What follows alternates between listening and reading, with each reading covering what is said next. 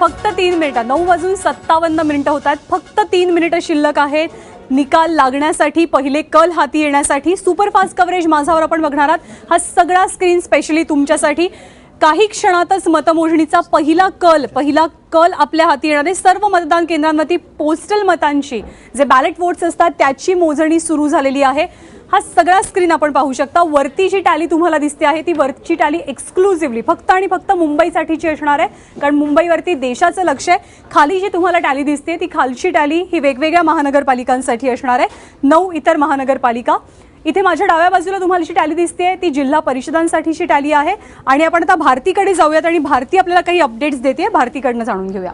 आता अगदी थोड्या वेळापूर्वी पोस्टाने आलेल्या मतांची मोजणी सुरू झालेली आहे. ते संख्येने कमी आहेत. सगळ्याच मतमोजणी केंद्रावर पोस्टाने आलेल्या मतांची मोजणी सुरू झालेली आहे आणि त्यामुळे पहिला राऊंड सुरू व्हायला अगदी आता काही क्षणांचा अवधी राहिलेला आहे. त्यामुळे येत्या 10 मिनिटात पहिला कल अपेक्षित आहे. मिलिंद, धन्यवाद भारती. त्यामुळे पहिल्या 10 मिनिटांमध्ये पहिला कल येईल. पोस्टल महापालिकांना साधारण पोस्टल बॅलेट हे कमी असतं, त्यामुळे त्याला फार वेळ लागणार नाही आणि पहिला कल. डिस्कशनच्या सुरुवातीला आपण मला वाटतं की पुन्हा एकदा आपली स्क्रीन पूर्ण एक्सप्लेन करूया. आपण या मोठ्या स्क्रीनवरती काय दिसणार आहे ते तर पाहिलंच. पालिकेच्या पहिल्या 2 जे राऊंड्स आहेत, अमरावतीमध्ये रीना पटोले यांची बिनविरोध निवड झालेली आहे. तर पिंपरी चिंचवडमध्ये भाजपचे रवी लांडगे हे सुद्धा बिनविरोध विजयी होतात. महापालिकेच्या पहिल्या 2 जागांवरती भाजपनं बाजी मारली आहे, म्हणजे भाजपची बोहणी चांगली झाली आहे असं म्हणायला काही हरकत नाही. एक अमरावतीची जागा आणि एक पिंपरी चिंचवडमध्ये भाजपचे रवी लांडगे. मिलिंद, पहिली प्रतिक्रिया मधुजी, भाजपची सुरुवात चांगली झाली. कोणालाही आनंद वाटेल अशा तऱ्हेच्या प्रतिक्रिया, पण लोकशाहीमध्ये उतावळेपणा करून चालत नाही. दुपारपर्यंत पण आम्हाला पूर्ण विश्वास आहे की या निवडणुकीच्या नंतर वास्तवाला सामोरं जाणं अत्यंत आवश्यक आहे. आणि म्हणून भारतीय जनता पार्टी पक्ष मोठा आणि जनहित कमी असं मानत नाही. जे निर्णय येतील तिचे आम्ही बहुमताने आलो तर माझं नम्रपणे मी सांगतो की अतिशय विनम्रपणे त्याचा आम्ही स्वीकार करू. आणि जिथे आम्ही 2 नंबरला किंवा आमच्या अपेक्षेपेक्षा कमी असू तिथे आम्ही आत्मनिरीक्षण करू आणि जनहित काय महत्त्वाचं आहे, नागरी हित म्हणून, नागरी निवडणुका असल्यामुळे ते नागरी हिताला प्राधान्य देऊन त्या ठिकाणी निर्णय घेतले जातील. हे वाक्य तुमचं मुंबईला अनुषंगाने आहे, नागरी हिताला प्राधान्य देऊन आवश्यकता पडेल तर सेनेच्या बरोबर सगळीकडे. आणि वास्तवाचा पण उल्लेख केला तर ते वास्तव काय असणार आहे तुमच्या दृष्टीनं? वास्तव मला असं नम्रपणे वाटतं, एकूण सगळा कार्यकर्त्यांचे श्रम, येणारी माहिती सर्व मी मुंबई महानगरपालिका डोळ्यासमोर घेत नाही. सर्वदूर महाराष्ट्रात आम्ही महानगरपालिकेमध्ये नगरसेवकांची संख्या आमची पहिल्या नंबरची असेल सगळ्यामध्ये. पण मग त्याच्यातला पहिला क्रमांक मुंबईचा असेल कदाचित असू शकतो, पण माझ्या आजचा जो अंदाज आलाय संध्याकाळपर्यंत एकूण जनमनाचा कानोसा कार्यकर्त्यांच्या माध्यमातून काटेकी टक्कर असेल. जे कोण पुढे जाईल कोण मागे राहील, परंतु आमचं लक्षणीय त्या ठिकाणी आम्हाला प्रगती झालेली दिसेल. कारण आमचे 31, आमचं नुकसान काय होणार नाही, कारण आम्ही 31च आहोत. 31पेक्षा 60 जरी आल्या, 70 आल्या, 80 आल्या, 65 आल्या तरी आमचा लॉस काय नाही, आमचा प्लसच आहे. काटेकी टक्कर असेल असं कदाचित त्यांनी पहिल्यांदाच मान्य केलं आहे. आतापर्यंत 114च सगळं सांगितलं जात होतं. आता इथपर्यंत तरी मान्य करतायत. आणि त्यांनी सांगितलं की एक मला वाटतं ते महत्त्वाचं आहे की नागरी हित लक्षात घेऊन आम्ही निर्णय घेऊ. याचा अर्थ त्यांनी ऑप्शन जो आहे शिवसेनेबरोबरचा तो खुला ठेवलेला आहे. नाही, याच्यामध्ये आता सगळी विमानं जमिनीवर येत आहेत असं आता म्हणायला हरकत नाही, कारण हवेत आता सगळ्यांनी फुगे उडवले. आता जेव्हा खरी काउंटिंगची वेळ आली तेव्हा ही सगळी भाषा बदललेली आपल्याला दिसते. 10 वाजल्यानंतर मुंबईच्या अनुषंगाने काय वाटतंय? तसं त्यांनी म्हटलं की विमानं जमिनीवर येतील का, स्पष्ट सांगितलं नाही त्यांनी, पण स्पष्ट सांगितलं नाही. यातच सगळे येत आहे की कालपर्यंत 114चा आकडा होता आणि आता स्पष्ट सांगत नाही आहेत. त्यामुळे एका अर्थानं ते म्हणणं पण त्यांचं बरोबर आहे की आता निवडणुकीची मतमोजणी सुरू झालेली आहे आणि आता काय ते खरं काय ते कळेल. पण सगळ्यांनी जमिनीवर राहणं हेच सगळ्यात चांगलं आणि ते आलेत ते बरं आहे, चांगलं नाही. पण याच्यात एक मी तुम्हाला सांगू इच्छितो, जमिनीवर राहण्यासाठी आकाशात भरारी मारावी लागते. Dream the impossible dream and try your level best to achieve it. नुसतं आपण जमिनीवरच आयुष्यभर राहिलो तर भरारी कधी मारूच शकणार नाही.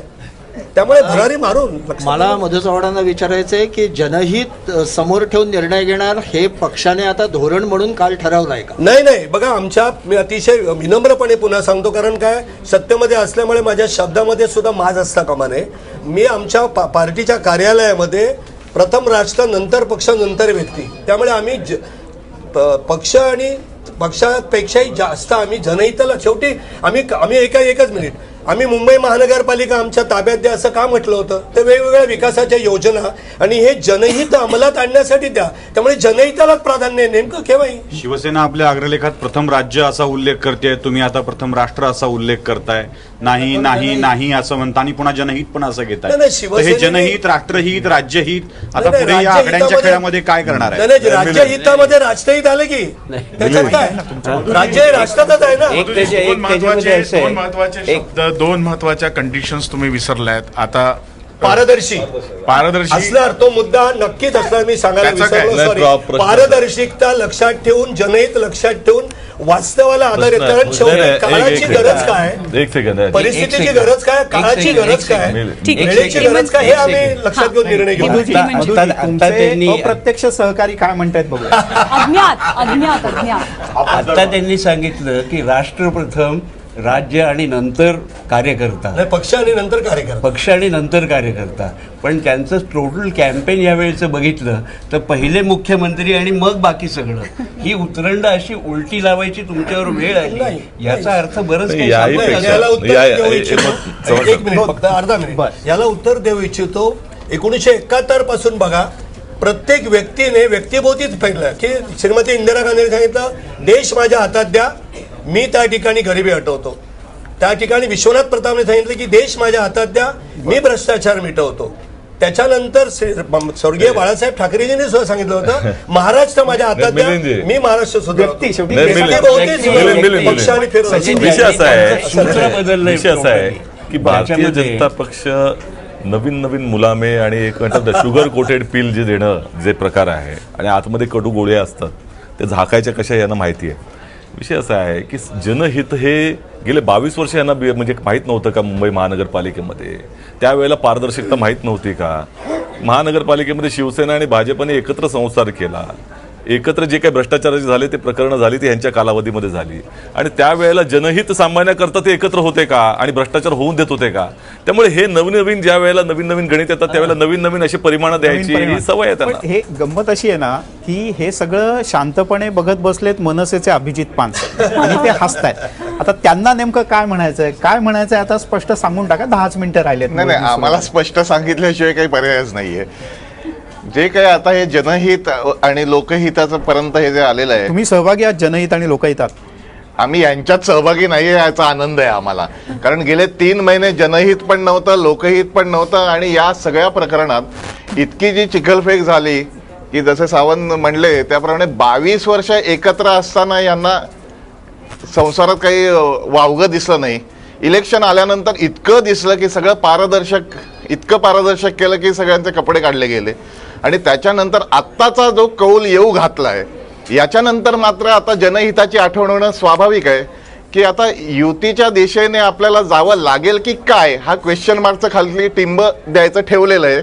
10 नंतर आता हळूहळू एकत्र जवळ यायला लागतील. सध्याचा जो सेगमेंट आहे या वेळेचा, त्यातला एक खूप महत्त्वाचा प्रश्न मगाशी प्रकाश पवारांनी चर्चेला आणला होता.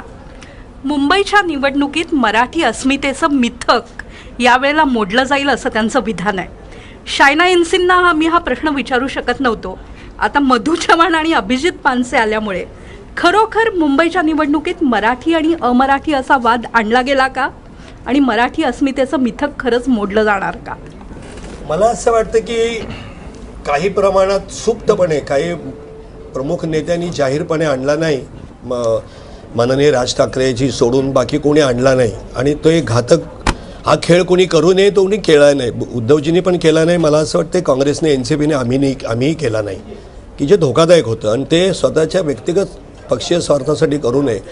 परंतु जे वाढलेलं मतदान आहे ते जर शिवसेनेच्या बाजूनी जाऊन त्यांच्यात टक्का वाढला असेल तर ती अस्मिता त्या ठिकाणी जागी आहे असं मला वाटतंय. परंतु जो मला आता मतदारसंघात फिरताना अनुभव वाटला आहे की मराठी माणसं ही केवळ एकाच पक्षाच्या पाठीमागे त्या ठिकाणी गेल्या स्वर्गीय बाळासाहेब ठाकरे 1966-67 नंतर ते झालं होतं आणि ते आवश्यक होतं. म्हणजे मी जरी जनसंघाचा आणि RSSचा होतो तरी मी मनाने 1966-67 साली त्या वयात मी शिवसैनिकच होतो आणि म्हणून मला असं वाटतं की पण तरीसुद्धा महाराष्ट्रातली विशेषतः मराठी एकच मिनिट हो हो हो हो मी अभिमानाने सांगतो की स्वर्गीय बाळासाहेब ठाकरे मला कमळातला शिवसैनिक म्हणायचे.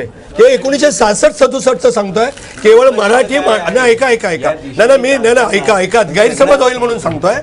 मी राष्ट्रीय स्वयंसेवक संघाचा स्वयंसेवक असल्यामुळे त्यावेळेला शिवसेना आणि आताही मी तुम्हाला सांगतो की आता हे पश्चातबुद्धी काय नाही, प्रचारामध्येही सांगितलं होतं आम्ही पूर्वी की राष्ट्रवाद हिंदुत्व हे एकाच गर्भातून निघालेली शिवसेना आणि भारतीय जनता पार्टी आहे. आणि म्हणून मराठी आलं का लक्षात म्हणून मला असं म्हणायचंय की ऐकून घ्या हो लिहून घ्या ना. आम्ही जाहीर सभेत बोललोय नाही जरा बोलू दे नाही तर चर्चेला मजा राहणार नाही. प्लीज नंतर एक सेकंड नंतर घ्या. माझा मुद्दा सुटेल की मराठी मनाने काँग्रेस आताच स्थापन झालेली एनसीपी कम्युनिस्ट पार्टी मी कामगार भागात राहल्यामुळे मराठी माणसं ही केवळ एकाच पक्षामध्ये कधीही नव्हती. आमच्या भागातून डांगे गुलाबराव गणाचार्य सगळे निवडून यायचे, काँग्रेसचे लोक निवडून यायचे. तेव्हा मराठी माणूस एकाच प्रवाहात कधी गेला तो मानसिक दृष्ट्या शिवसेनेमध्ये गेला होता.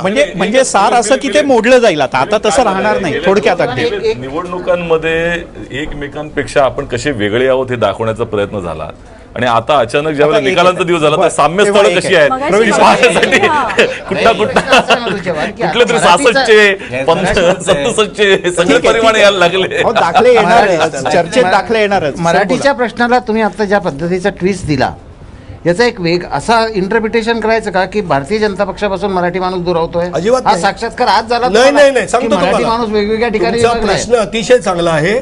मी आपल्याला एक आठवण करून देऊ इच्छितो. 1971 साली त्या ठिकाणी मुकुंदराव आगासकर उभे होते. त्या माननीय शिवसेना प्रमुखांनी करिअप्पांना उभं केलं. त्यावेळेला आम्ही त्यांना सांगत होतो करू नका म्हणून. ते दत्ताजी प्रधान उभे होते मध्य मुंबईत. त्या वामनराव परबाने आम्ही उभे केलं. 71,000 मतं मिळाली ते लालबाग परळ या भागामध्ये.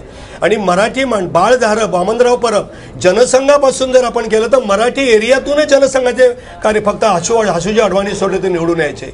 त्यामुळे मोनोपॉली नव्हती. पण स्वर्गीय बाळासाहेबांनी जे एक भावनात्मक आव्हान केलं होतं त्या काळात, त्यामुळे मोठ्या प्रमाणात मराठी माणसाचं अस्तित्व या मुंबईत टिकलं पाहिजे या आधारावर सर्व पक्षातल्या लोकांना एक छोटीशी अपडेट एक आपण आव्हान होत नाहीये मराठी माणसाच्या संदर्भात भाजप किंवा शिवसेनेकडून असाही तुमच्या म्हणण्याचा पुन्हा अर्थ निघतोय. आपण बोलूयात एक अपडेट घेऊया. एक छोटीशी अपडेट घेऊयात आपण. असं आहे की इथे सुद्धा पोस्टल बॅलेट म्हणजे महानगरपालिकेसाठी सुरू झाले तर जिल्हा परिषदेसाठी सुद्धा आता ती मोजणी सुरू झाली. तर त्याचे कल आणि त्याचे निकाल थोड्याच वेळात येतील. एक प्रश्न मला फक्त लक्षात येत आहे कसं की आपल्याला निकालाची जी घाई आहे त्याहून जोरात घाई भाजपला युतीच्या दिशेने चालली.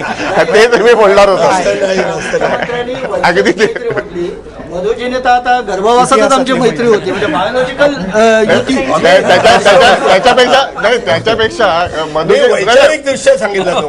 मधुजीने त्याच्यापेक्षा असं सांगावं की अशी परिस्थिती आली तर आम्ही युती करणार आहोत. बराचसा काळ वाचेल आपला चर्चेचा. अभिजित जो प्रश्न मगाशी विचारला होता मगाशी जो प्रश्न विचारला होता की मराठी बेस्ड जे सगळं होतं मराठी वोट बँक असं जे होतं तर ते मुंबईतलं सगळं आता बदलेल याच्यानंतर असं मराठी मोनोपॉली आणि हे सगळं बदलेल चित्र. यावेळेला अगदी मनसेचं अख्खं कॅम्पेन किंवा राजसाहेबांच्या सगळ्या मुलाखती किंवा भाषणं ऐकली असेल तर तुम्ही एक गोष्ट निश्चितपणे मान्य करायलाच हवी.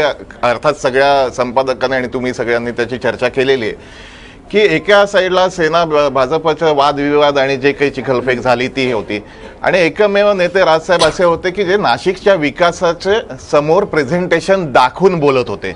मला असं वाटतं की मराठीचा मुद्दा सोडण्याचा काही भागच नाहीये पण त्याच्या बरोबरीने एक्झॅक्टली केलेला विकास आणि नुसतं बोलून नाही तर समोर प्रेझेंटेशन दाखवून अशा गोष्टी. प्रश्न वेगळा होता. मराठी वोट बँक नावाची गोष्ट इथून पुढे अस्तित्वात राहील का आता ती हिंदी सर्वभाषिक अशा प्रकारची राहील म्हणजे केवळ मराठी वोट बँक असं टार्गेट करून काही कसं आहे की मला ही भीती वाटते की पुढच्या याच्यापुढे असा मधुजीवानांच्या म्हणण्याचा अर्थ निघतोय असं मी म्हणालो. बाळासाहेब ठाकरेंनी तेव्हा आवाहन केलं होतं आता ते आव्हान नाही असं त्यांच्या म्हणण्याचा अर्थ होतो कुठल्याच पक्षाकडून त्यांच्याकडूनही नाही आणि शिवसेनेनं मराठी मुद्दा कधीच सोडलाय. डीडीयू नो आलं यावेळेला. डीडीयू नो लक्षात आलं का म्हणून विकास आणि डीडीयू नो प्रकाश सर ते आकडेवारी सांगतात. ऍक्च्युली माझ्याकडे जे आकडेवारी आहे त्याच्यानुसार 19 1991 ते आत्तापर्यंतच्या विधानसभा झाल्या, त्यात शिवसेना आणि बी जे पीचे आमदार काढले तर शिवसेनेचे आमदार हे मराठी येते आणि बी जे पीचे आमदार हे निघायचे अमराठी, आणि ते अंडरस्टँडिंगची युती होती. एक कुणीच बोलायचं नाही, परंतु ते करायचं तसं. आणि ॲक्च्युली हा पॅटर्न आत्रेंपासून सुरू झाला होता. म्हणजे पाटील यांनी म्हटलं होतं की मुंबई ही कॉस्मोपॉलिटिन आहे, तेव्हा त्यांनी अगदी ते म्हणाले की तुझा बाप असेल कॉस्मोपॉलिटिन. इथपासून ते तणाव होते. हे तणाव आज विड्रॉ होत आहेत. हे खूप वेगळं पण आहे यातलं, असं मला वाटतंय. आणि यालाच जोडून एक की मुंबईमध्ये मराठी माणूस किती 22% फक्त राहिलेला आहे. तणाव जो आहे तो विड्रॉ झालेला नाही. तुम्ही जर मुख्यमंत्र्यांच्या शेवटच्या भाषणावर लक्ष दिलं असेल किंवा सेनेचा जो अजेंडा होता यावर, तो कम्प्लिटली वेगळा होता. त्यांनी बिहारी, उत्तर भारतीय या विषयांवरती कधीही बोललेले नाही. मात्र प्रश्न असा आहे की आयडियालॉजिकल, बायोलॉजिकल हे शब्द मुलामा द्यायला ठीक असतात. शेवटी युती किंवा आघाडी ही लॉजिकल होते आणि ते लॉजिकल जे असतं ते शेवटी फिगर्स ठरवतात आणि ते सत्तेचं गणित जिथे जमतं तिथे जमतं. हे सगळे मुलामा द्यायला शब्द मला वाटतं ते कामी येतात. बाकी त्या व्यतिरिक्त काय होत नाही. पण एक प्रश्न सुटेल काय म्हणायचं आहे की संपूर्ण जर प्रचार आपण बघितला मराठी याच्याबद्दल आपण जे काय बोलतोय, तर ज्या प्रमाणात व्यंकय्या नायडू, चिदंबरम, पुरुषोत्तम रुपाला किंवा इतर सगळे जे अमराठी नेते जेवढ्या मोठ्या प्रमाणात मुंबईमध्ये आले, दॅट इट सेल्फ सांगतं की तुमची संपूर्ण सोशल मॉर्फॉलॉजी शहराची बदललेली आहे आणि केवळ मराठी अस्मिता करून तुम्हाला मतं मिळणार नाहीच आहेत. त्यामुळे तुम्हाला हे कंपल्सरी करावंच लागेल. याच्या जोडीला अजून एक भाग आहे की याच्या अगोदर जे सहभाग घेतला जात होता मराठी लोकांचा होता. आता निवडणुकीमध्ये सहभाग दिसतोय ते अमराठी लोक इथून बाहेर जाण्याच्या ऐवजी मतदान करायचं असं म्हणतायत. एक त्याच अनुषंगाने एक 4 ओळी आहेत, ऐकूयात. मी थोडंसं रोमॅन्टिक करू इच्छितो या वातावरणात आणि म्हणून मी एक 2-4 ओळी. आज शाम फिर गुंज उठेगी शहनाई, शादी के जोड़ों को निकाला जाएगा संदूक से, हर्ष के साथ बाराती खूब दौड़ेंगे इधर से उधर, वर्षा तू मातोश्री मातोश्री ते वर्षा. 2 प्रणयोत्सुक जीवों का 26वें साल में फिर से होगा मिलन. 25 वर्ष सडले म्हणजे 2 प्रणयोत्सुक जीवों का 26वें साल में फिर से होगा मिलन और शर्म से लाल सूरज खुद को डुबा लेगा उसी बेवफा अरब महासागर में. मुंबईच्या सामान्य माणसाची कविता आहे. या रोमॅन्टिक मोडवरतीच आपण एक कल घेऊया. पहिला कल हाती आलेला आहे. पहिला कल असा आहे, झेडपीचा आहे. सोलापूर जिल्हा परिषदेमध्ये विजयी झालेले आहेत अंकुशराव गोपाळपूर गटातनं आणि ते बिनविरोध विजयी झाले आहेत. ही महत्त्वाची बातमी. जिल्हा परिषदेचा पहिला कौल हा सुद्धा भाजपच्या बाजूनं आलेला आहे. यांच्या प्रवेशामुळे खरं तर भाजपमध्ये ज्यांनी प्रवेश केला होता तोही काहीसा चर्चेत बराचसा ज्ञानदा गोपाळराव जे आहे ते वादग्रस्त व्यक्तिमत्व पहिल्यापासूनच राहिलेलं आहे. बिनविरोधच येणार ना पहिल्या सुरुवातीला.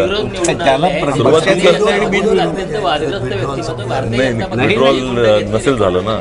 सगळ्यांचा फॉर्म मागे घेण्यासाठी बराच दबाव टाकलेला. कारण अर्ज सुद्धा भरून देणं इथपर्यंतची गुंडगिरी या जागेवर झाली. थोडंसं थांबवते. सोलापूर महानगरपालिकेचा एक अमित शहाजी काय आहेत, अमित कल जो आहे सोलापूर गुंडगिरी त्या ठिकाणी संपवणार आहेत असं काल त्यांनी जाहीर केलं तिकडे. मी थोडंसं थांबवते कारण सोलापूर महानगरपालिकेचा पहिला कल येतोय तोही कल भाजपच्या बाजूने जातोय. काँग्रेस समोर खरं मोठं आव्हान आहे सोलापूरमध्ये सत्ता टिकवण्याचं.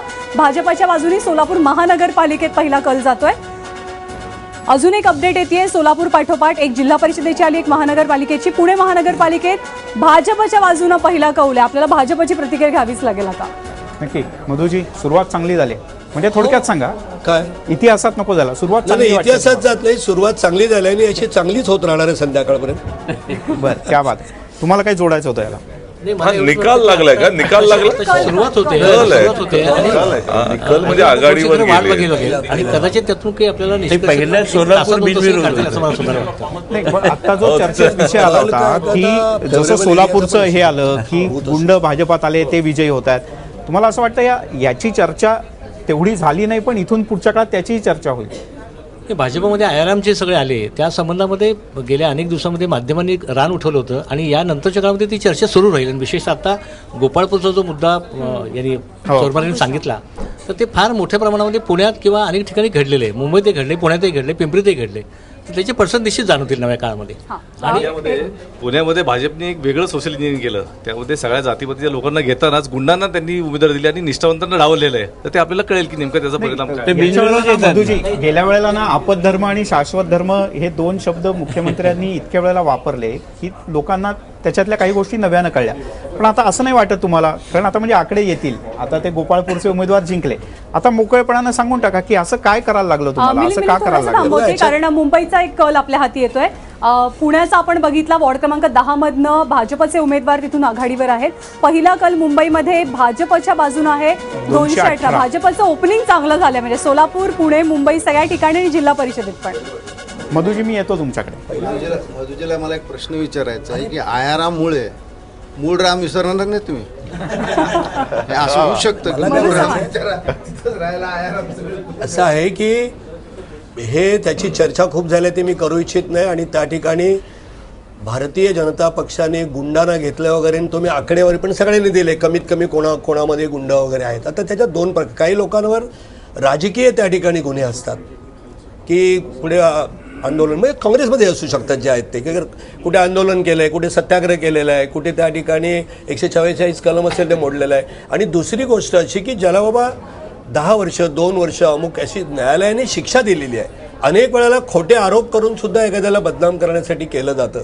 परंतु हे म्हणाले तसं संध्याकाळी कौल आल्यानंतर समजा अतिउत्साहामध्ये यश हाच निकष धरून कुठल्या ते स्थानिक लोकांनी जर उत्साह केला असेल तर भारतीय जनता पक्ष त्या ठिकाणी असं कधीच म्हणणार नाही की आमचं कधीही चुकत नाही. जशी परवाची एक जाहिरात आम्ही विड्रॉ केली, अतिशय मोकळ्या मनाने सांगितलं की आमची चूक होती ती, चल हट, ती जाहिरात होती ती. आणि सामनावरची बंदी हे आमच्यामधल्या एका अतिउत्साहीने दिलेलं पत्र. भारतीय जनता पक्ष कधीच सहमत नव्हता, त्यांना योग्य ती जाणीव दिली आम्ही, त्यांना योग्य ती जाणीव दिली. त्यामुळे आपण थोडंसं विसरणार नाही तुमच्या प्रश्नाचं उत्तर. ज्याला इलेक्ट्रिक मेरिट आहे अशाला घेतलं, मूळ मेरिट वाले विसरून गेलात का? नाही, मूळ मी काय म्हणालो प्रकाश तुम्हाला सांगितलं की उत्साहात कोणी केलं असेल आणि ती चूक कंटिन्यू राहिली असेल, होणार नाही पुढे असं ते काय झालं असेल तर अजून काही कल कदाचित तुमच्याच बाजूने असतील, आपण पाहूया. भाजपच्या अनुराधा पोतदार वॉर्ड क्रमांक 218 मधनं त्यांना आघाडी मिळालेली आहे मुंबईमध्ये. मुंबईचा पहिला कल भाजपच्या बाजूनं आहे, वॉर्ड क्रमांक 218चा. भाजपच्या उमेदवार आघाडीवर आहेत. सोलापूरमधनं सुद्धा महानगरपालिकेत भाजपची 1 जागा 1 नगरसेवक आघाडीवर आहेत. पुण्यातही तीच परिस्थिती पाहायला मिळते आहे. पुण्यात सुद्धा आणि त्यापाठोपाठ पिंपरी चिंचवडमध्ये सुद्धा पहिला कल हा भाजपच्याच बाजूने जातोय. बरं, चर्चेत आपण मराठी अस्मिता वगैरे याच्याबद्दल म्हणत होतो, तर ह्या ज्या उमेदवार आहेत अनुराधा पोतदार, तर ह्यांचा प्रचाराच्या वेळेला अनुराधा जवेरी पोतदार अशा प्रकारे भाजपनं प्रचार केला होता, तो संपूर्ण साऊथ मुंबईचा जो वॉर्ड आहे तो. सो हा मराठी अस्मितेचा मुद्दा कशा प्रकारे आणि कुठे सोयीनुसार वापरला जातो ते आता याच्यावरनं. पण मग हे याला जोडून असं म्हणायचं की जो मुद्दा त्यांनी मांडला की आता मराठी अस्मिता वगैरे काही नाही, आता म्हणजे जवेरी वापरायला लागतं आणि पोतदारही वापरायला लागतं तरच मतं मिळतात. मला असं वाटतं की मान्य करायला हवं की मुंबई हे बहुभाषिक शहर आहे. फक्त त्या याच्यात शिवसेना केवळ मराठीच्याच मुद्द्यावर पुढे जाणार आहे की मी मुंबईकर सारखे वेगळे नवीन पर्याय आणावे लागतायत. शिवसेनेचं कोळी नसल्यामुळे मधू चव्हाणांनीच उत्तर द्यावं. नाही, आणि त्याला जोडून सर्व राजकीय पक्षांनी आता ही समंजसता इथून पुढच्या काळात दिसेल की फक्त मराठी न करता जवेरी पोतदार किंवा जे काही असेल ते पण नावात जायला सॉरी पण एकच मिनिट थोडंसं थांबवते, कारण निकालांकडे आपलं जास्त लक्ष असणं महत्त्वाचं आहे. रत्नागिरीमध्ये शिवसेनेचे उमेदवार आघाडीवर आहेत. जिल्हा परिषदेमध्ये रत्नागिरीमध्ये शिवसेनेच्या बाजूनं पहिला कल जातो आहे. वाटड गटामध्ये शिवसेनेचा उमेदवार आघाडीवरती असल्याचं कळतं. जिल्हा परिषदेचे हे निकाल आहेत. रत्नागिरीमध्ये सेनेच्या बाजूनं पहिला कल जाताना पाहायला मिळतो आहे. आणि पण पालिकेमध्ये मात्र भाजपला सगळे कल जात आहेत. मधू चव्हाणांनी भाजपच्या नेत्यांनी असं उत्तर दिलं पाहिजे की प्रामाणिक कार्यकर्त्यांच्यावर तुम्ही अन्याय केले. किती अन्याय. पुण्यामध्ये त्याची 2 उत्तम उदाहरणं दिसली. पहिल्यांदा उपोषणाला बसले कार्यकर्ते आणि प्रचार संपल्यानंतर ते म्हटले आमचे पैसे जे दिले ते परत द्या. काही पक्षाला तिकीट मिळालं नाही पक्षाचं म्हणून काही बेछूट आरोप करणारे दुर्दैवाने अनेक पक्षात कार्यकर्ते निघालेत. त्यातच कुठला पक्ष ऐकून घ्या, आणि जर मला तिकीट मिळालं नाही तिकीट मिळेपर्यंत आणि कुठल्याही पक्षातल्या कार्यकर्त्यांनी हा विचार केला पाहिजे त्या पक्षाचं हित की तुझं हित. आकडे खरं तर आकडे खूप वेगानं बदलतात. एकदा आपण आकड्यांवरती नजर टाकूयात. नाशिक महानगरपालिकेमध्ये राष्ट्रवादीचे उमेदवार आघाडीवरती पाहायला मिळतात. प्रभाग क्रमांक 13 मध्ये एक राष्ट्रवादी आणि अपक्ष असे कल झुकत आहेत. राष्ट्रवादी आघाडीवरती, मुंबईत सुद्धा शिवसेनेचे आणखी एक उमेदवार आघाडीवरती असल्याचं कळतंय. पुण्यामध्ये, पिंपरी चिंचवडमध्ये, सोलापूरमध्ये कल भाजपच्या बाजूने जातात. नाशिक प्रभाग क्रमांक 13 मध्ये राष्ट्रवादीचे उमेदवार आघाडीवरती आहेत. मुंबईमध्ये अरुंधती दुधवडकर यांना सुद्धा आघाडी मिळते. त्या मतमोजणीमध्ये त्या आघाडीवरती आहेत. एक भारतीकडे अपडेट आहे. भारती, काय अपडेट आहे? मिलिंद, पुण्यातनं माहिती येते, पुण्यात आता सध्या 2 जागांवर बीजेपीचे उमेदवार आघाडीवर आहे. पण जे प्रभाग क्रमांक 15चा निकाल आपल्याकडे येतोय, विद्यमान मनसेच्या नगरसेविका आहेत रुपाली पाटील, त्या सध्या मागे आहेत आणि मुक्ता टिळक या पुढे आहेत. त्याच्यामुळे बीजेपी सध्या आपल्याला दिसतंय की बीजेपीचे मतं वाढताना दिसतात. बरं, आपण पुन्हा एकदा त्या मराठीच्या विषयाकडे येऊयात, कारण इथून पुढच्या सबंध राजकारणाकरता आणि सगळ्या राजकीय पक्षांच्या करता तो महत्वाचा आहे की आता केवळ मराठी करून चालणार नाही, तर आता हिंदी, गुजराती, तमिळ, तेलुगू जे काही असेल ते हिंदी सगळ्यांना बरोबर घेऊनच राजकारण करायला लागेल. विकासाचं असेल, पारदर्शी असेल, परिवर्तन असेल, कसंही आधी त्यांच्यापासून सुरुवात. चालेल. नाही, आपण म्हणता ती गोष्ट अगदी बरोबर आहे. प्रत्येक राज्याची एक ओळख असते, त्यामुळे महाराष्ट्राची मराठी ही ओळख टिकलीच पाहिजे. आणि योगायोगाने आता 27 फेब्रुवारीला मराठी भाषा दिन आहे आणि आपण बघतो की परप्रांतीयांनी सुद्धा ह्या राज्यात राहायचं असेल तर मराठीचा आदर केला पाहिजे, मराठी शिकली पाहिजे.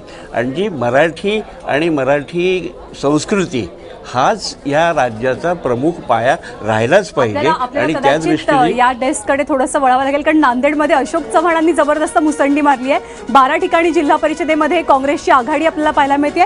त्यापाठोपाठ शिवसेना आहे आणि इतर पक्ष आहेत. नांदेडमध्ये जोरदार अशोक चव्हाणांचं नांदेडमध्ये अशोक चव्हाणांचा विजय होणं हे स्वाभाविक आहे, कारण नांदेडमध्ये भाजप तशी खूपच कमजोर आहे, ती नवीन लोकांची आणि विखुरली गेलेली आहे. त्यामुळं नांदेडमध्ये काँग्रेसला विजय मिळेल हे 100% सत्य आहे.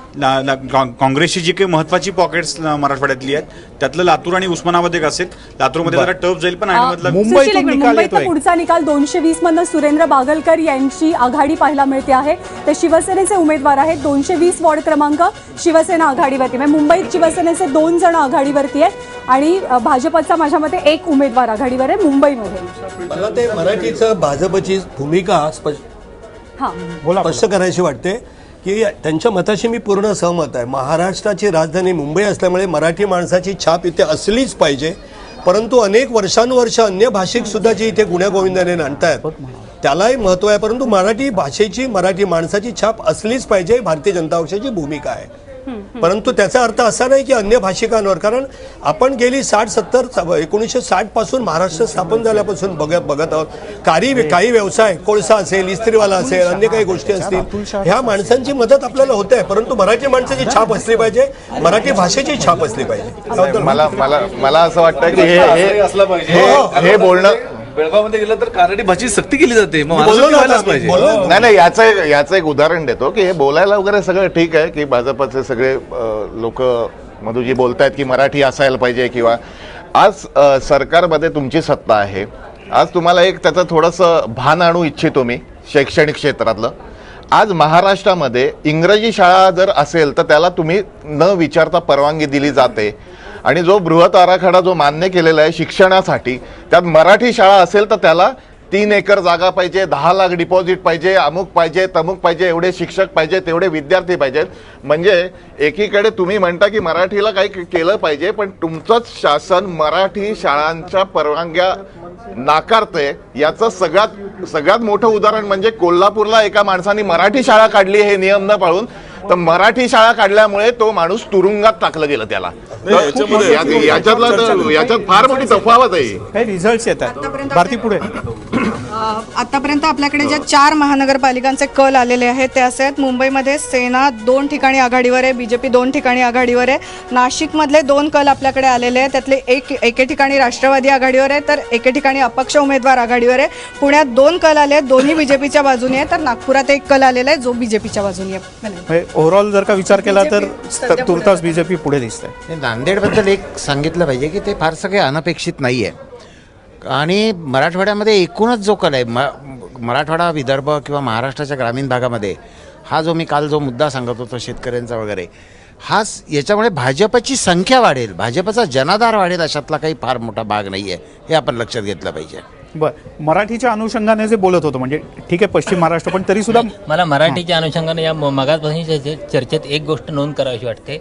सगळे लोक म्हणतायत मुंबई हे कॉस्मोपॉलिटन शहर आहे, याबद्दल कुणाचंही दुमत असण्याचं कारण नाही. इथं येणाऱ्या परप्रांतीयांचा सन्मान राहायला पाहिजे, त्यांना कोणताही उपद्रव व्हायला नको, हेही खरं आहे. पण तरीसुद्धा इथला मराठी टक्का गेली काही वर्ष सातत्यानं कमी होऊन 25% आली, ही चिंताजनक गोष्ट आहे, याची नोंद घ्यायला पाहिजे. आणि त्याच्यानंतर दुसरी गोष्ट, त्याचं समर्थन असं केलं जातं की परप्रांतीय लोकांची संख्या वाढते म्हणून मराठी टक्का कमी दिसतोय, पण ही वस्तुस्थिती नाही, ती मला वाटतं राजकीय पक्षांची सराव आहे. तर इथल्या मराठी माणसाला सुरक्षित वाटायला पाहिजे. जर ही टक्केवारी आणखी कमी गेली तर मुंबई मराठी राहणार नाही, हाही धोक्याची घंटा इथं लक्षात घ्यायला. सचिनजी मी येतो, काही जिल्हा परिषदेचे अपडेट्स आहेत. नाशिकमध्ये मालेगावचे जे 5 गट आहेत तर त्याच्यात 9व्या फेरी अखेर भाजपकडं आघाडी आहे मजबूत. आणि नांदेडचं जे आता ज्ञानदानं पण सांगितलं होतं की अशोक चव्हाणांच्या त्या काँग्रेसनं तिथं जवळपास महत्त्वाच्या ठिकाणी आघाडी घेतलेली होती. मालेगाव आणि नांदेड या दोन्ही ठिकाणचे हे आहेत. बाकी ठिकाणी मग ते मिश्र आहेत. झेडपी आणि पंचायत समिती गण गटांचे जे खूप मोठा ह्यूज त्याचा कॅनव्हास आहे, तर आपण त्याच्यावर डिटेल्स थोड्या वेळाने घेऊयात. जरा आणखीन आकडे स्पष्ट झाले की ज्ञानदाकडे आकडे खूप वेगानं बदलायला लागले. श्रद्धा जाधव शिवसेनेच्या उमेदवार या आघाडीवरती पाहायला मिळत आहेत. वॉर्ड क्रमांक 202 मधनं श्रद्धा जाधव यांना आघाडी मिळते आहे. त्या मुंबईच्या माजी महापौर सुद्धा राहिलेल्या आहेत. मुंबईमध्ये शिवसेना 3 तर भाजप 2 जागांवरती सध्या पुढे आहे. शिवसेना किंबहुना 4 जागांवरती पुढे गेलेली आहे. राष्ट्रवादी पुणे महानगरपालिकेत 4 जागांवरती आघाडीवर गेलेली आहे. तर प्रभाग क्रमांक 30 मध्ये 4ही जागांवरती राष्ट्रवादी पॅनल आहे राष्ट्रवादीचं, ते अख्खचक्क पुढे पाहायला मिळत आहे. 4 जागांवरती राष्ट्रवादीला आघाडी मिळते आहे. आपण मुंबईची टॅली पहिल्यांदा पाहूया. भाजप 2 शिवसेना 4 हे कल आहेत, हे निकाल नाही आहेत. आघाडीवरती आहेत हे सगळे उमेदवार.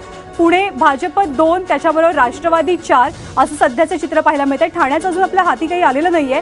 नाशिकमध्ये एका जागी भाजप तर एका जागी राष्ट्रवादी काँग्रेस आघाडीवर असल्याचं चित्र पाहायला मिळतंय. नागपूर, अमरावती, अकोला, नागपूरमध्ये भाजप एका ठिकाणी आघाडीवरती आहे. तर असं सध्याचं चित्र आहे की भाजप शिवसेना दोघेही काटेकी टक्कर तसं पाहायला मिळत आहे. आणि आता शिवसेना भवन दादरमधलं, तर तिथे काही कार्यकर्त्यांनी खरं तर आत्तापासूनच गर्दी करायला सुरुवात केलेली आहे. आपण बघूयात की शिवसेना भवनाची दृश्य. कोणी काही म्हणो, आपण बघू शकतो शिवसैनिकांचा आत्मविश्वास आहे. सिंगल लार्जेस्ट पार्टी म्हणून शिवसेना पुन्हा एकदा मुंबई महानगरपालिकेवरती येईल आणि सर्वाधिक उमेदवार हे शिवसेनेचे असतील. कुठेतरी अजून रिझल्ट येणं बाकी आहे, चित्र स्पष्ट होणं बाकी आहे, परंतु अशा पद्धतीचा उत्साह हा शिवसैनिकांचा जे मराठी लोकांचा जो गड समजला जातो त्या दादरमध्ये आत्तापासूनच पाहायला मिळतोय. कॅमेरा पर्सन अरविंद वारगेसोबत ऋत्विक भालेकर, एबीपी माझा. भवनावरची गर्दी वाढत चालली आहे. नक्कीच सेना भवनावरची गर्दी वाढणार. आणि जे कल आतापर्यंत सांगितले जात आहेत किंवा तज्ज्ञांचं जे म्हणणं आहे त्यानुसार की शिवसेना हा नंबर 1चा पक्ष राहील आणि ते शिवसेना भवनाच्या बाहेरच्या ज्या गर्दी आहे त्याच्यावरनं आपल्याला दिसतच आहे. आता अभिजित पानसरेंनी खूप चांगला मुद्दा मांडला शाळांच्या बद्दलचा, मराठी शाळांच्या बद्दलचा. अनेक ठिकाणी मराठी शाळांच्या मधल्या पटसंख्येच्या आधारे त्या शाळांची मान्यता कमी करणं, शिक्षक कमी करणं, अशा पद्धतीचे पण काही निर्णय सरकार घेत आहे. आणि याचा फटका रयत शिक्षण संस्थेसारख्या संस्थांना देखील बसण्याची नजीकच्या काळामध्ये शक्यता आहे. So that is very dangerous to Marathi. पण मग म्हणजे विषय असा आहे की 22 वर्ष दोघे जण एकत्र आहेत मुंबईमध्ये, म्हणजे आज मराठी अस्मितेच्या बाबतीमध्ये गप्पा मारतायत, परंतु गेल्या काही वर्षामध्ये 37 मराठी शाळा बंद झाल्या. या महानगरपालिकेच्या अधिकारामध्ये असलेल्या 40,000 मराठी विद्यार्थी शाळा बाहेर गेले, परंतु या संदर्भामध्ये कुठल्याही तऱ्हेची चिंता त्या ठिकाणी या दोन्ही पक्षांनी दाखवली नाही, सत्ताधारी पक्षाने. त्यामुळे हे बोलाचा भात आणि बोलाची कडी आहे. दाखवण्याचे दात वेगळे आणि करणं वेगळं. मला जोडायचं याला काही. मला फक्त असं वाटतं की मराठीचा जो मुद्दा आहे तो साहित्य संमेलनामध्ये नेत्यांनी मिरवण्यापुरता शिल्लक आहे. बाकी मराठीचं कोणाला काही घेणं देणं नाही, भाजप शिवसेना, असं मला अजिबात वाटतं. दीक्षित सर, याला काही जोडायचं. हे विश्वंभर चौधरी म्हणाले तेच जास्त आहे. नवीन जो तरुण मतदार आहे ना, तो संपूर्ण आपल्या आयुष्याकडेच करिअरच्या दृष्टिकोनातनं बघतो. त्याला संधीमध्ये मतलब आहे. त्यांना मी मराठी आहे का मी तेलुगू आहे, माझ्या बाजूला तेलुगू येऊन बसला म्हणून मला फार भीती वाटायची. आता पूर्वीची धास्ती वाटायची, कारण संधी खूप मर्यादित होत्या. आता संधी खूप वाढलेल्या आहेत मुंबईमध्ये.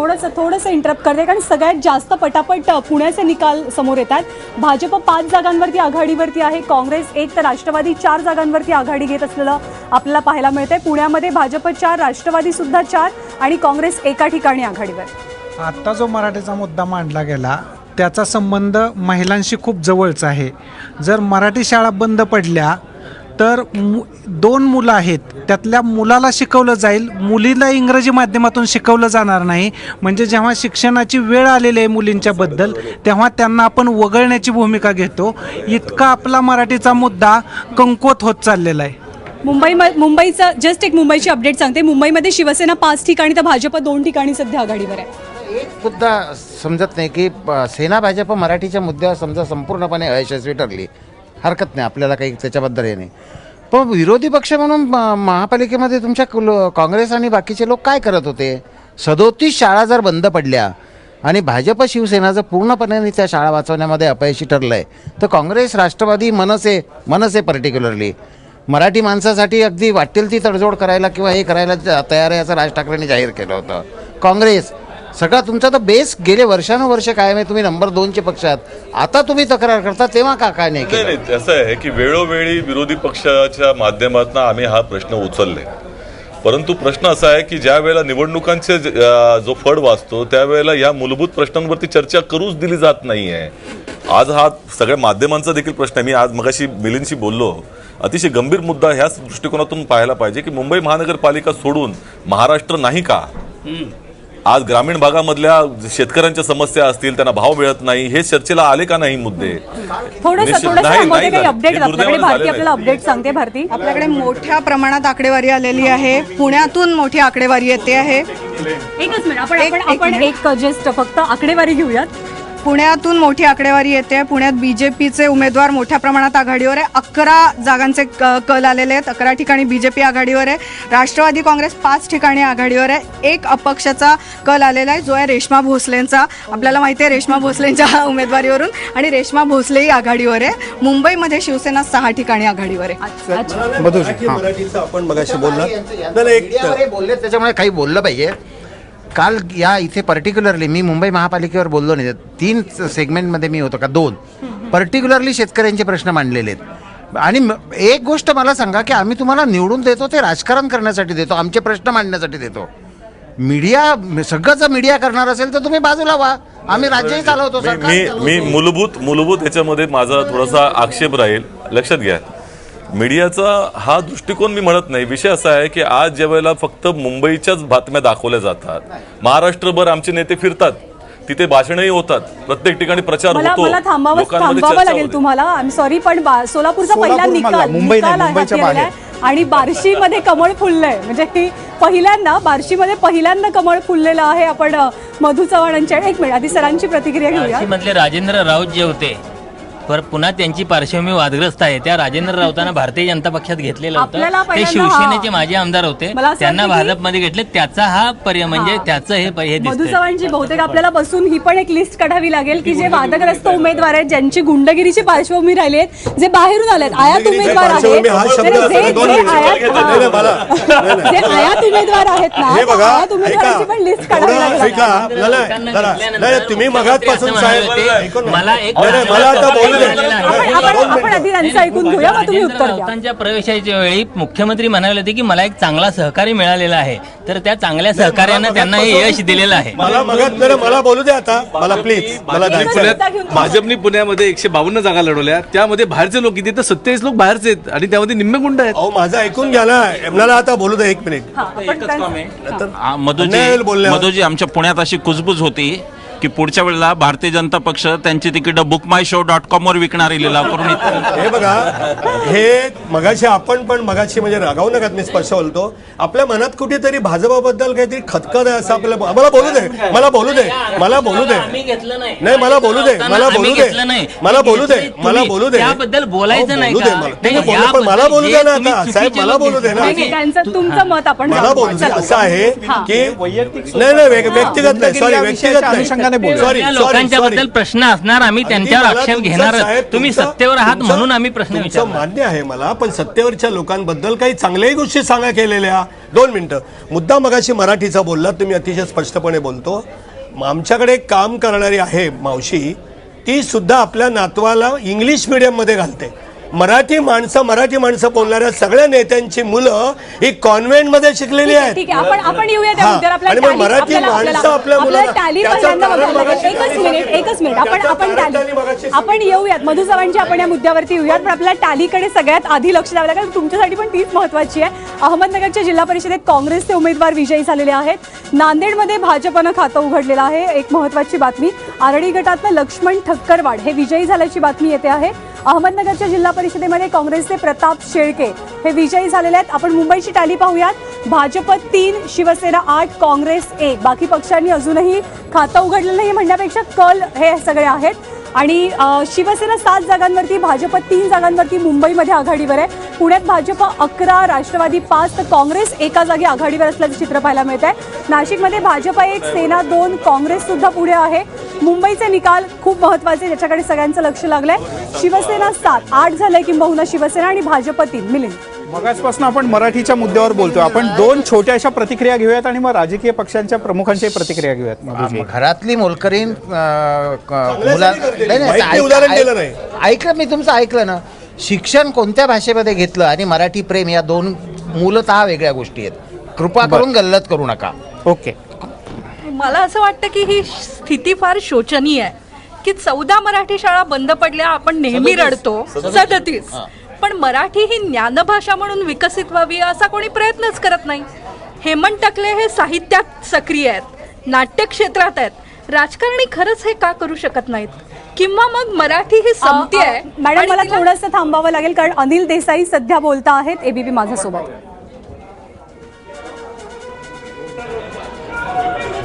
शिवसेना खासदार अनिल देसाई सेनाभवनला पोहोचलेले आहेत. त्यांना विचारूयात, सर झालेलं आहे काउंटिंग सुरू, काय वाटतंय, किती विश्वास आहे? तर खरोखर चांगलं आहे. मुंबईकरांनी ज्या पद्धतीनं प्रतिसाद दिला परवा 31 तारखेला, आज मतमोजणीमध्ये अनेक ठिकाणी मुंबईमध्ये शिवसेनेचे ज्याप्रमाणे आता मतमोजणीला सुरुवात झालेली आहे, जो कल दिसतोय, मुंबई खरोखर शिवसेना प्रमुखांचे आशीर्वाद आणि शिवसेना पक्षप्रमुख उद्धवजींनी ज्या पद्धतीनं नेतृत्व केलं, संपूर्ण जो पक्षाचा एक कॅम्पेन केलं, त्या याने मुंबईकरांना असलेला विश्वास मुंबईकर दाखवत आहेत. कल त्या बाजून दिसत आहे. रावसाहेब दानवे मातोश्रीवर गेले होते, आमंत्रण मुलाच्या लग्नाच्या पत्रिकेचं द्यायला गेले होते, मात्र कुठेतरी बीजेपी कूलिंग ऑपरेशनला लागले असंही म्हटलं जाते. काय वाटतं, युती होईल परत? रावसाहेब दानवेंनी त्यांच्या मुलाचं लग्नाचं निमंत्रण देण्यासाठी उद्धवजींना गेले होते. याबद्दल कुठेतरी पॉलिटिकल हे करणं बरोबर नाही. परंतु युतीसाठी आम्ही तयार आहोत, मात्र शिवसेनेने युती तोडली आहे, त्यांनी हात पुढे करावा असंही ते म्हणाले.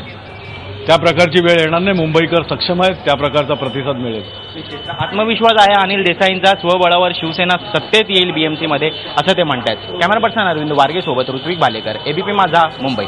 आपण पुन्हा एकदा आकडेवारीकडे वळूयात. मुंबईची स्थिती पाहिली तर शिवसेना 9 जागी आघाडीवर आहे, भाजप 5, काँग्रेस 1 अशी परिस्थिती सध्या मुंबईमध्ये आहे. पुण्यामध्ये भाजप 12, राष्ट्रवादी 6 तर काँग्रेस 1. ठाण्यामध्ये भाजप 1, शिवसेना 3 अशी सध्याची परिस्थिती आहे.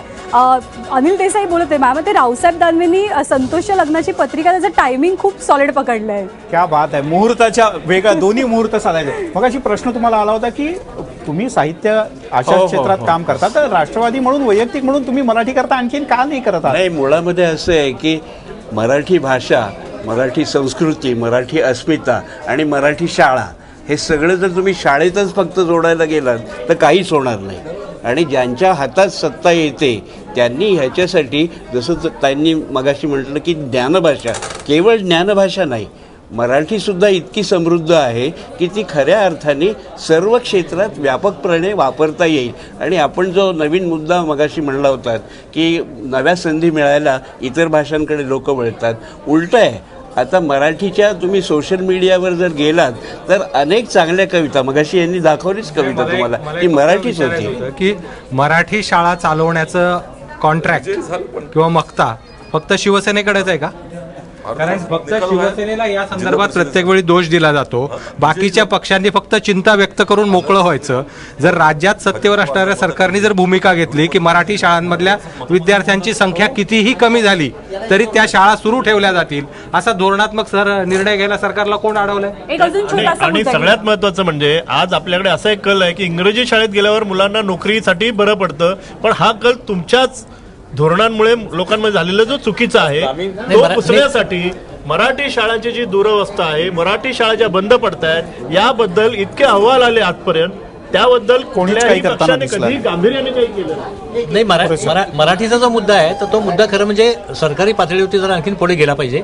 अभिजात भाषा म्हणून मराठीला मान्यता मिळालेली आहे, पण त्याच्या संबंधीच्या ज्या सगळ्या पुढच्या प्रक्रिया आहेत ज्याचा फायदा मराठी भाषेच्या विकासाला होईल असा प्रयत्न सरकारने केला पाहिजे असं मला वाटतं. गरजच नाही. आपण शहरी भागातल्या मराठी आपण मला असं वाटतं आपण थोडंसं मराठीच्या पुढे जाऊयात, कारण टॅली जी आहे ना ती खूप बोलकी बनलेली आणि खास करून पुण्याची टॅली, कारण पुण्यामध्ये सत्ता परिवर्तन होईल अशी शक्यता वर्तवली जाते आणि 12 जागी तब्बल भाजप आघाडीवरती. आपण पुण्यावरती थोडंसं कॉन्सन्ट्रेट करूया. नक्कीच. आणि काही ठिकाणी थोडासा राजकीय पक्षांच्या कार्यकर्त्यांचा गोंधळ आणि त्याच्यामुळे मतमोजणी थांबवण्याची वेळ, याही गोष्टीकडे आपली नजर असेल. नेमकं हे का होतंय किंवा कशामुळे होतंय ते मुंबईतल्या आकडेवारीवर नजर टाकूयात. मी येतो सर. मुंबईतल्या आकडेवारीवर नजर टाकूयात. भाजप 8 ठिकाणी आघाडीवर, शिवसेना 13 ठिकाणी, काँग्रेस 2 ठिकाणी, राष्ट्रवादी 1 ठिकाणी. संगीता हंडोरे जे आहेत उमेदवार, तर तिथे थोडीशी गडबड झाली, गोंधळ झाला, त्याच्यामुळे वॉर्ड क्रमांक 150 ची मतमोजणी काही वेळासाठी थांबवण्यात आली. जवळपास अर्धा तास झालाय ती मतमोजणी थांबलेली आहे. पण पुण्याचा मुद्दा खूप महत्वाचा आहे, कारण पुण्यामध्ये भाजप आघाडीवर पाहायला मिळते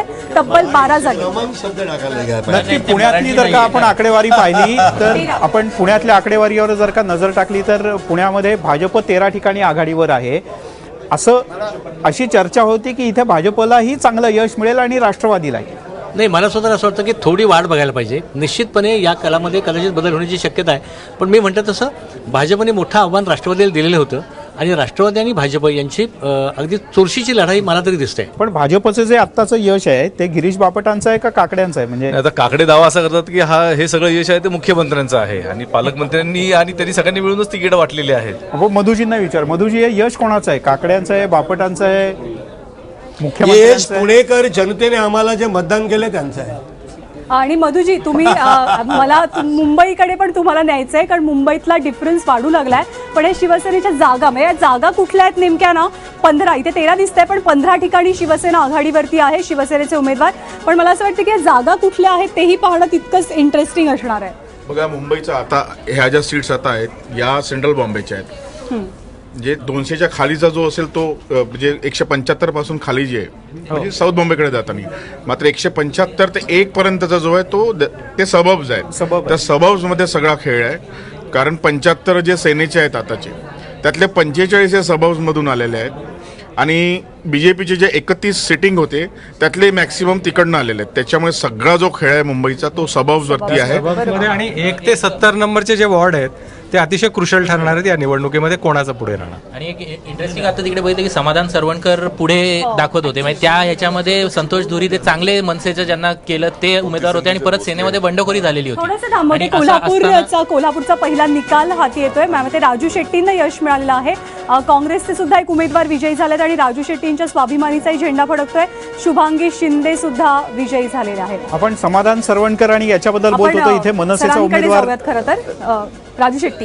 राजू शेट्टींचं दिसत नाही. तो जो मतदारसंघ काँग्रेसची सीट दिसते ती गगन बावडगडी तिसंगी मतदारसंघातली आहे. ती काँग्रेसची मतदारसंघातली सीट आहे आणि तिथं काँग्रेस हा तिथला आत्ताच्या ह्याच्यात म्हणजे कल असल्यात पुढे असलेला पक्ष आहे आणि तो शुभांगी शिंदे राजू शेट्टींसोबत आहेत आणि काँग्रेसचे उमेदवार आहेत ते वेगळे. राजू शेट्टींची पॉकेट आहे, तिथं त्यांच्या काही जागा निवडून येण्याची शक्यता आहे त्या दृष्टीनं. पण हे पुढं राजू शेट्टी हे बहुमताकडे जाणारी संख्या नाही, पण हा कल राजू शेट्टीनी तिथं कोल्हापुरातलं महत्वाचं असं होतं की राजू शेट्टी आता भाजपच्या विरोधात होते. ज्या पद्धतीनं मुंबईतले आकडे झपाट्यानं बदलत आहेत.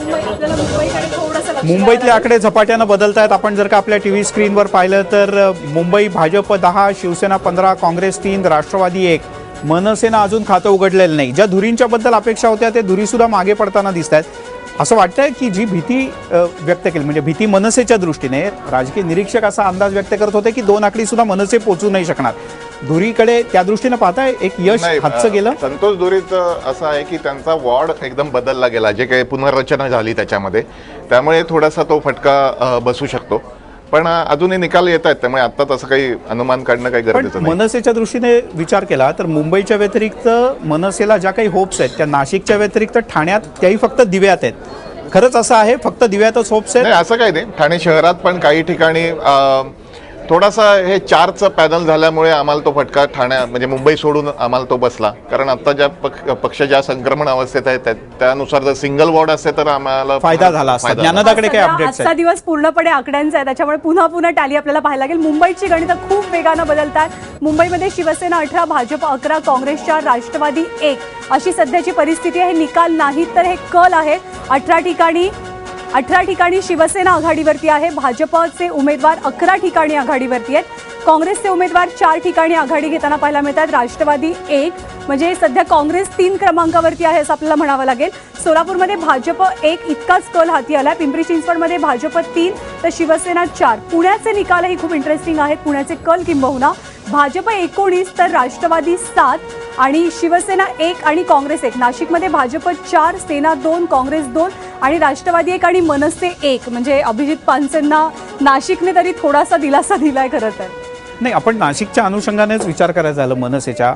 असं वाटतंय की फक्त म्हणजे मनसेला ज्या काही सगळ्या होप्स आहेत आणि जे काही सगळं आहे तर ते फक्त नाशिकचंच असेल, बाकी मनसेने काही होप्स ठेवू नयेत. नाशिकमध्ये मात्र मोठ्या होप्स आहेत. किंबहुना नाशिककरांवरती मनसेच्या किंवा राज ठाकरेंच्या प्रेझेंटेशनचा जितका परिणाम झाला असेल ना त्याच्यापेक्षा कदाचित बाहेर पॉझिटिव्ह झाला असेल. कारण नाशिककरांना माहिती पडद्यावर दिसणारं चित्र आणि प्रत्यक्षातलं चित्र. तरीही मनसे ची पडझड खूप होईल. म्हणजे 40 जागा आहेत, त्या 40 मधले 30 ऑलरेडी गेलेले होते, 10च त्यांच्याकडे उरलेले होते. तेवढे जरी त्यांनी राखले तरी ते मनसेच्या दृष्टीने आशादायक अशी गोष्ट असेल. एक फक्त मला इथे वेगळं नमूद करायचं आहे, 13 जो पहिला कल आला तर त्या प्रभागामध्ये राष्ट्रवादी, काँग्रेस आणि मनसे अशी आघाडी होती. आणि त्याच्यामध्ये राष्ट्रवादीचं जे सीट पुढे दाखवत आहेत गजानन शेलार, पूर्वीचे शहराध्यक्ष, ते भुजबळांचे अत्यंत कट्टर विरोधक. भुजबळांची त्यांनी 80-83 केली आणि भुजबळांच्या अनुपस्थित होणारं इलेक्शन आणि त्याच्यात गजानन शेलारांचं विजय होणं हे एक लक्षवेधी गोष्ट आहे. मुंबईकडे आपण ऍक्च्युली वळूयात. मुंबईचा ना डिफरन्स कमी होत चालला. म्हणजे भाजप 12 आणि शिवसेना 18 अशी सध्याची परिस्थिती आहे. पण मुळात म्हणजे आपण आतापर्यंत जे म्हणत होतो की शिवसेना साधारण आघाडीवर राहण्याची शक्यता आहे आणि तशा प्रकारचे कल तरी दिसत आहेत. अजून खूप पल्ला गाठायचा आहे. पण एकूण साऊथ मुंबईमध्ये सुद्धा काँग्रेसला सुद्धा 5 जागांमध्ये आघाडीवर आहे. म्हणजे आता साऊथ आणि सेंट्रलचं आपण म्हणतोय तर ते सुद्धा काँग्रेससाठी म्हणजे ज्या स्थितीला आहे त्या ह्याच्यात खूपच चांगलं सुरुवात तरी झालेली वाटते म्हणजे कम्पेअर टू इतर. मुंबईमधला जो 18 आणि 12 अशी आघाडी आपल्याला दिसते आहे, तर मला असं वाटतं आज कल सगळीकडेच आपण बोलत होतो. आणि मगाशी जे मनसेवर एक चर्चा आली होती की मनसेच्या बाबत मला असं वाटतं की या सगळ्या निवडणुकीचं जर बघितलं प्रचाराचं सगळं तर राज ठाकरेंचा प्रचार हा मुद्द्यावर होता. कधी नव्हे तेवढा म्हणजे नकलाही कमी होत्या, मुद्द्यावर ते बोलत होते, पण हे सातत्य नव्हतं. आणि त्यामुळे त्यांची जी पडझड आहे आता ही ती पडझडीला कारण होतं की याच्यामध्ये सातत्य नव्हतं. आणि ज्या काळात मधल्या काळामध्ये सगळी जी त्यांचे ढासळत होते तिकडे लक्ष दिलं. मुंबईचे आकडे खूप बदलले. शिवसेना 23 जागांवरती आघाडीवर आहे तर भाजप 13. एकदम 10चा डिफरन्स आला. आपण बिगटेक्स जरा बघूयात की सिंधुदुर्गामध्ये काय परिस्थिती. काँग्रेस 4 ठिकाणी आघाडीवर आहे. नारायण राणेंसाठी खूप महत्वाची निवडणूक आहे ही. बीड परळीतल्या 2 ठिकाणी राष्ट्रवादी आहे. याच्याकडे सुद्धा आपल्याला लक्ष वेधावं लागेल. पंकजा मुंडेंना धक्का. परळी विधानसभा मतदारसंघामध्ये 2 गट अशी आहेत घाटनांदूर सहितची जिथे काँग्रेस सोबत राष्ट्रवादीनं आघाडी केलेली आहे. संजय दौंड जे आहेत घाटनांदूरचे ते विजयी होण्याची शक्यता आहेच आहे. तो निकाल गृहीत धरलेला आहे. काँग्रेस आणि राष्ट्रवादीसोबत आघाडी केल्यामुळं त्या मतदारसंघातली 2 गट ही त्यांच्या आघाडीच्या ताब्यात जातील हे निर्विवादपण आहे. खरा कल बघावा लागेल तो उरलेल्या त्या गटातल्या 6-7 जे गट असतील त्याचा. परळी परळीविषयी मी काय कॉमेंट करायचं. मुंबईकडे खरोखर आपलं लक्ष असायला पाहिजे कारण 24 आणि 13 भाजप 13 आणि शिवसेना 24. जरी पूर्व, पश्चिम आणि उपनगराचा जरी भाग असला तरी थोड्याफार फरकानं हीच गती कायम राहील. हा फरक तर सुरुवातीपासून आपण जाणवतो. तर कालच्या चर्चेतही हाच उल्लेख झाला होता. मला याच्यामध्ये पुण्यातलं एक महत्त्वाचं मला वाटतं की दिसत आहे की तिथे सत्तांतर मागच्या निवडणुकीमध्ये आपण बघितलं तर राष्ट्रवादी काँग्रेसच्या 51 आणि काँग्रेसच्या 28 जागा परस्पराविरुद्ध लढून होत्या. आता हे दोन्ही पक्ष जवळपास 101 वॉर्डात ते एकत्र होते. काही ठिकाणी त्यांच्या मैत्रीपूर्ण लढती होत्या परंतु त्या एकत्र होण्याचाही त्यांना मला इथे फार फायदा होताना दिसत नाहीये. सरप्रायझिंग दुसरं दिसतंय की पिंपरी चिंचवडमध्ये शिवसेना 4 ठिकाणी भाजपच्या पुढे दिसते आता. म्हणजे ते शिवसेना त्या या स्पर्धेमध्ये कुठे त्या फाईटमध्ये कुठेही दिसत नव्हती, पण त्यांच्या 4 जागा आत्ता दिसत आहेत. आणि मुंबईतला डिफरन्स जो आहे, मला वाटतं की आता सुरुवातीच्या काळातले 5-6 निकाल आले किंवा कल आले त्यावेळेस फक्त मध्य मुंबईतले होते, परंतु आता हे 24च्या आसपास गेलेले आणि आता सर्व भागाचे यायला लागलेले आहेत. आणि हा जर ट्रेंड राहिला कायम तर त्या दोघांमधला डिफरन्स साधारणतः आपण जो 20 चा एवढा आहे, तसा 15 ते 20 चा डिफरन्स कायम राहू शकतो. आपण टॅली पुन्हा एकदा बघूयात, कारण मुंबईमध्ये काय परिस्थिती आहे. मुंबईमध्ये भाजपचे उमेदवार 13 जागांवर आघाडीवरती आहे. शिवसेनेचे 24 जागांवर, काँग्रेस 6, राष्ट्रवादी 2, मनसे 1. मनसेची जागा, मनसे 2 किंबहुना झाल्या अभिजित पानसे. मनसे 2 ठिकाणी तर इतर जे आहेत ते 2 ठिकाणी आघाडीवर आहेत. पुण्यामध्ये भाजप 20, शिवसेना 1, राष्ट्रवादी 7 आणि काँग्रेस 1. उल्हासनगरमध्ये राष्ट्रवादीचे 4 उमेदवार विजयी झालेत. उल्हासनगरचे निकाल खरंच पूर्ण पॅनल त्यांचं आलं, कारण तिथे पॅनल सिस्टीमने मतदान झालेलं होतं. राष्ट्रवादीचे तब्बल 4 उमेदवार विजयी होत आहेत. सोलापूरमध्ये भाजपचा 1 उमेदवार आघाडीवरती आहे. ठाण्यामध्ये भाजप 1, सेना 8 अशी परिस्थिती आहे. नाशिकमध्ये भाजप 8 आणि शिवसेना 5 आणि काँग्रेस 2. भारतीकडे काय अपडेट्स आहेत? भारती काय आणखीन ताज्या अपडेट? मिलिंद, उल्हासनगरचे निकाल थोडे हळू येत होते, मात्र आता आलेला जो निकाल आहे, कल नाही निकाल आलेला आहे, प्रभाग क्रमांक 17चे जे अ ब कड आहे, 4ही मध्ये राष्ट्रवादीचे उमेदवार विजयी झालेले आहेत. तसंच मुंबईमधनं आता मोठ्या प्रमाणात कल येतात आहे. 25 जागांवर शिवसेनेचे उमेदवार पुढे आहेत आणि मनसेने 2 ठिकाणी आघाडी मिळवलेली आहे. 194 क्रमांकाचा जो वॉर्ड आहे मुंबईतला तो मोठा मानला जातो. त्या वॉर्डमध्ये महेश सावंत यांनी बंडखोरी केली होती, मात्र शिवसेनेचे उमेदवार समाधान सरवणकर हे आघाडीवर आहेत. जे उल्हासनगरमधले 4 उमेदवार होते जे विजयी झाले आहेत त्यांचे नाव आहेत भरत गंगोत्री, सतराम जेसवानी, पूजा कौर लबाना आणि सुनीता बागडे. हे 4ही उल्हासनगरमधले विजयी झालेले आहेत आणि मुंबईत सध्या तरी जो कल दिसतोय त्यानुसार शिवसेना आघाडीवर. मुंबईमध्ये जो काही कल दिसतोय त्यानुसार शिवसेना आघाडीवर आहे. सचिनजी, शिवसेना आघाडीवर आहे.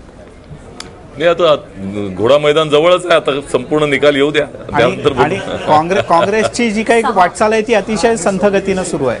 नाही, एक लक्षात घ्या, मी वेळोवेळी म्हणतोय की आता आमच्या दृष्टिकोनातून किती जागा ज्या येत आहेत त्यांची संख्या अतिशय महत्त्वाची याच्यासाठी आहे की 2014च्या असेंब्ली निवडणुकीमध्ये संपूर्णपणे तुम्ही जर पाहिलं तर मुंबईमधले जे निकाल होते ते काँग्रेसच्या विरोधातले होते आणि पर्सेंटेज इतकं ड्रास्टिकली कमी झालं होतं वोटिंगचं. तर आता या पुढच्या कालावधीमध्ये जे काही आता या निकाल येतील निश्चितपणे त्याचं अनालिसिस त्यानंतर होईल. राष्ट्रवादीला सुद्धा ज्या इतक्या मुंबईत कमी जागा दिसतात, म्हणजे कमी मिळणारच आहेत, पण तरी सुद्धा आहे ते पवारसाहेबांनी त्यांच्या मुलाखतीत असं स्पष्ट म्हटलं होतं की जे पहिल्यांदाच राष्ट्रवादीतल्या मुंबईच्या दृष्टीने महत्त्वाचं होतं की आम्ही खूपच वीक आहोत, मुंबईत फार गांभीर्यानं घेण्याची वेळ आहे असं वाटतं. ही तर आता सगळीच ठिकाणी अशी परिस्थिती होणार आहे, कारण एखाद्या पक्षाचा चेहराच ग्रामीण महाराष्ट्राचा पक्ष म्हणून झाला तर शहरी भागात फिरताना आम्हाला बऱ्याच त्रुटी समोर येत आहेत आणि त्यामुळे मुंबईतली ती गॅप जी आहे ती फार मोठी दिसते आणि त्यासाठी काम नक्कीच करायला लागेल. मागच्या 2-3 निवडणुका बघितल्या तर आघाडी करूनही साधारणतः तुमच्या तेवढ्याच जागा निवडून आल्या होत्या, स्वतंत्र लढूनही साधारणतः त्याच रेंजमध्ये राहत होता. पण या मागच्या विधानसभा निवडणुकीमध्ये मनोहर जोशी बोलतायत, मला वाटतं आपण पाहूयात. तोच प्रकार आहे आणि माझा तो काहीशी अडचण आली, आपण पुन्हा प्रतिक्रिया जाणून घेऊया. मागच्या विधानसभा निवडणुकीमध्ये राष्ट्रवादीला मुंबईत मोठा सेटबॅक बसला, म्हणजे 10पेक्षा जास्त मला वाटतं विधानसभा मतदारसंघात राष्ट्रवादीला मिळालेली मतं नोटापेक्षा सुद्धा कमी आहेत. तर या परिस्थितीमध्ये राष्ट्रवादी आता पुढच्या दृष्टीने काय प्रयत्न करणार आहे?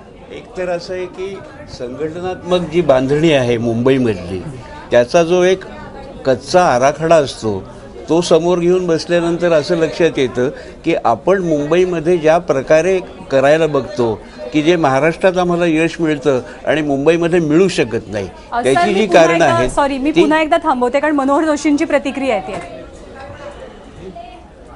आपल्यासोबत आहेत महाराष्ट्राचे पूर्व मुख्यमंत्री आणि शिवसेनेचे ज्येष्ठ नेते doctor Manohar Joshi sir.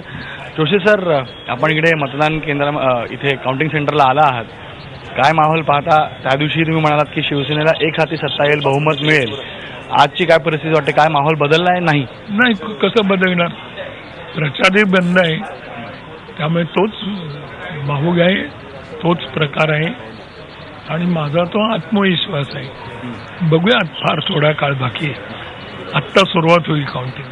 Joshi sir, आपण त्या दिवशी म्हणाला होतात की राजकारणात कोण कायमचा शत्रू नसतं किंवा ती तशा परिस्थिती नसते, तर त्याला पाहता आज विश्वास आहे की पूर्ण आकडा येईलच, पण जर नाही आला तर भाजपसोबत हातमिळवणी होणार का, शक्यता आहे? तेव्हा मग परत भेटा म्हणजे मी सांगेन. पण तरी राजकारणात शत्रू नाही तुम्ही म्हणालात, कधी कायमचं कोण नसतं असं ते म्हणावे याचा अर्थ एका पेपरने असा देगा की भाजप शिवसेनेची युती होणार असं मनोहर जोशी म्हणाले. मुख्यमंत्री असं म्हणाले आणि अमित शाह स्वतः म्हणाले होते की हे मतभेद नाही आहेत, हे मतभेद आहेत, मनभेद नाही आहेत, म्हणून हा प्रश्न आहे. नाही नाही, कोणाचाही प्रश्न कसाही विचारूयात तरी माझं हे उत्तर कायम आहे. जर कामं केली तर माणूस मतमिळ होतो.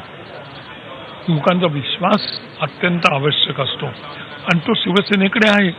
त्यामुळे शिवसेना बहुमत मिळवेल याच्याविषयी आम्हाला शंका नाही. तसंच मनसेही म्हणते की तर हे होते मनोहर जोशी, शिवसेनेचे नेते. त्यांची प्रतिक्रिया येते. शिवसेना 32 जागी आघाडीवरती आहे मुंबईमध्ये.